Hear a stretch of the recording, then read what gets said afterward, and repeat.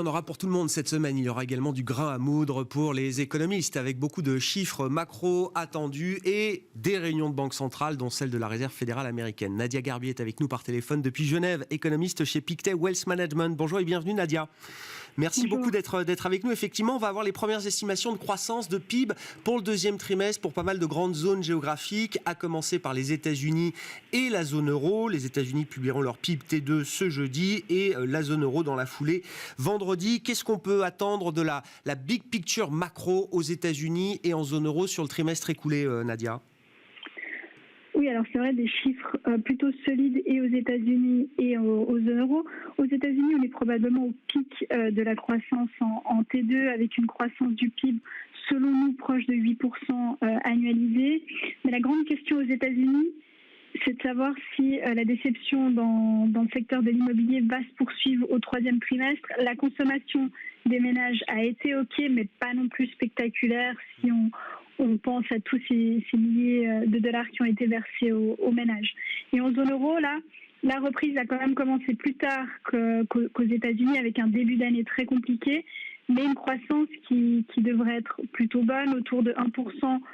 Non annualisée, mais une croissance qui s'accélère. Si on regarde les enquêtes qu'on a eues la semaine dernière avec les PMI, ce matin avec l'IFO, les enquêtes pointent plutôt vers une croissance solide en début du troisième trimestre, même si le variant Delta inquiète pour le reste de l'année. Ouais, donc on risque d'avoir quand même là deux dérivés qui se croisent entre la dynamique européenne qui pourrait se prolonger, s'accélérer encore peut-être même sur le troisième trimestre, modulo le stress sanitaire évidemment, et en revanche plutôt des indications de décélération pour le troisième trimestre américain, Nadia ? Exactement. Alors même si la croissance aux États-Unis va rester au-dessus de sa tendance, mais on devrait avoir une certaine modération aux États-Unis, alors qu'au contraire, en zone euro, on devrait voir la croissance s'accélérer au troisième trimestre. Sur le plan de l'inflation, on notera qu'il y a un chiffre attendu en fin de semaine. Alors l'indice préféré de la Réserve fédérale américaine, qui est un indicateur de prix, de dépenses de consommation pour le mois de juillet. On a déjà eu le traditionnel CPI qui est publié avant, donc l'indice PCE, le corps PCE qui sera publié vendredi. C'est l'occasion de dire un mot de la Réserve fédérale américaine et de la réunion qui se tient cette semaine, qui va commencer demain. Le discours, la conférence de presse de Jérôme Powell sera à suivre mercredi soir avant la publication de cet indicateur d'inflation.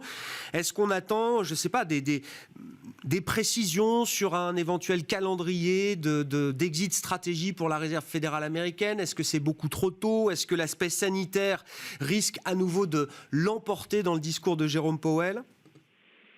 Alors c'est un peu tôt peut-être pour avoir une décision au mois de juillet pour plusieurs raisons. Tout d'abord parce qu'on a un rapport de l'emploi la semaine prochaine qui va être très important et qui va nous donner une meilleure idée, notamment sur l'impact des chèques sur le marché de l'emploi. Certains États républicains ont arrêté de distribuer des chèques et il sera intéressant de voir l'impact sur l'emploi. Vous citiez aussi l'inflation et c'est vrai que c'est un chiffre important pour la Fed, même si on a déjà eu le corps CPI avant. C'est pas vraiment une grande surprise, on s'attend pas vraiment à une grande surprise pour la fin de l'année. Mais je dirais que c'est encore un peu tôt pour la Fed pour se prononcer. On aura vraisemblablement, à mon avis, un signal sur le tapering plutôt à Jackson Hole, avec un tapering qui commencera réellement plutôt en début d'année prochaine. Mais pour le moment, en tout cas pour la Fed, c'est un peu tôt pour faire quoi que ce soit. Et vous citez aussi au début, on a ce fameux variant Delta qui inquiète tout de même, non seulement en Europe, mais aussi aux États-Unis, avec son impact potentiel sur la croissance. Oui, mais pourquoi est-ce qu'il inquiète autant, Nadia ?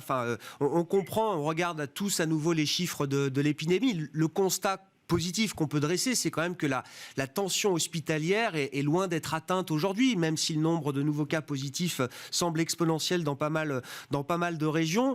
On sent néanmoins que la situation, alors au niveau des décisions, des décisionnaires politiques, crée quand même pas mal de stress, d'inquiétude. Il suffit d'écouter les discours. Je crois qu'aux États-Unis, c'est le docteur Fauci qui s'exprimait cette semaine ou le week-end dernier, indiquant que les États-Unis étaient sur la mauvaise pente là en matière sanitaire. On a l'impression qu'on retourne quelques mois en arrière. Est-ce que c'est sur le plan économique un vrai sujet d'inquiétude ? Est-ce qu'il y a un vrai scénario de risque lié à cette vague Delta sanitaire ? Alors, il y a un scénario de risque. Maintenant, cette vague Delta devrait être moins, je dirais, l'impact devrait être moins important que les vagues précédentes. Mais clairement, à mon avis, je pense qu'il y a vraiment un scénario de risque. On le voit déjà dans les enquêtes, notamment le PMI, mais aussi ce matin, par exemple, l'IFO en Europe, mais c'est aussi le cas aux États-Unis. On voit que dans les sous-composantes ou les composantes qui sont un peu plus forward-looking, donc à 6 mois, à 12 mois, on voit cette inquiétude de la part des entreprises, mais aussi des consommateurs. Donc il y a un réel, je dirais, risque d'avoir une croissance plus faible qu'attendue dans les prochains trimestres à cause de ce variant Delta et surtout à cause des restrictions potentiellement imposées par les gouvernements pour contenir ce variant. Mais il y a un vrai risque effectivement sur le canal de la confiance d'une certaine manière, Nadia. Exactement. Je pense qu'à mon avis, c'est vraiment sur le canal de la confiance que tout va se jouer, et notamment sur les consommateurs.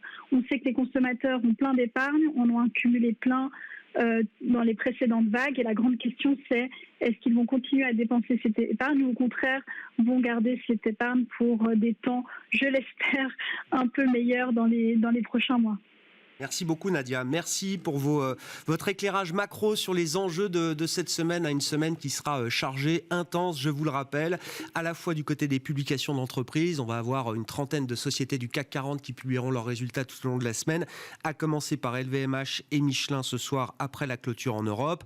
Les GAFAM aux États-Unis, mais on attend également des publications importantes dans le secteur des sociétés minières, par exemple. Rio Tinto, un des géants du secteur, va publier ses chiffres cette semaine, dans une période de boom des prix des commodities, des matières premières. Et puis on aura également les premières indications sur le secteur bancaire en zone euro, puisque les grandes banques américaines ont déjà publié leurs résultats, avec notamment BNP pour la France qui publiera ses résultats ce vendredi. On aura également des chiffres du côté de Deutsche Bank en Allemagne ou encore d'Unicredit en Italie. Et puis sur le plan macro, vous l'aurez compris, les premières estimations de croissance attendues pour le deuxième trimestre aux États-Unis ce jeudi, en zone euro vendredi. On attend un PIB américain à un rythme de plus de 8% d'un trimestre sur l'autre annualisé.